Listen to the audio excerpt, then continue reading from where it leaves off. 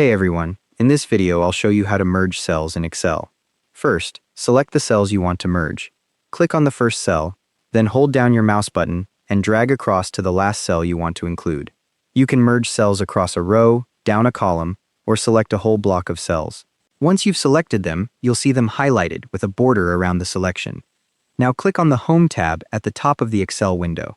This is in the ribbon where all the main formatting tools are.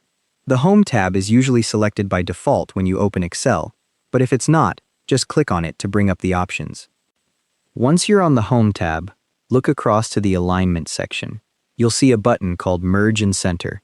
It's got an icon showing cells merging together with some lines. If the button is grayed out, you might be editing a cell, or your cells might be part of a formatted table. Now click the Merge and Center button. As soon as you click it, your selected cells merge into a single cell, and whatever content was in the top left cell gets centered in the merged cell. If you want to merge the cells but don't want the content centered, click the little drop-down arrow next to the Merge and Center button instead. You'll see other options there. Merge cells will merge them but keep the original alignment, and Merge Across is useful if you've selected multiple rows because it merges each row separately.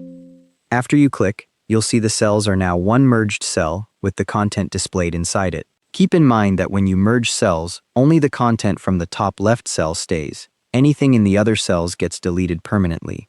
If you ever need to undo a merge later, click on the merged cell, go back to the Merge and Center drop-down menu, and select Unmerge Cells. The cell splits back into individual cells, though any deleted content from the merge won't come back.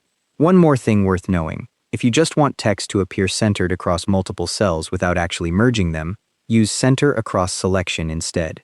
You'll find it in the Alignment settings on the Home tab. This keeps your cells separate, which avoids issues with sorting and filtering that merged cells can cause. And that's all there is to it. Thanks for watching.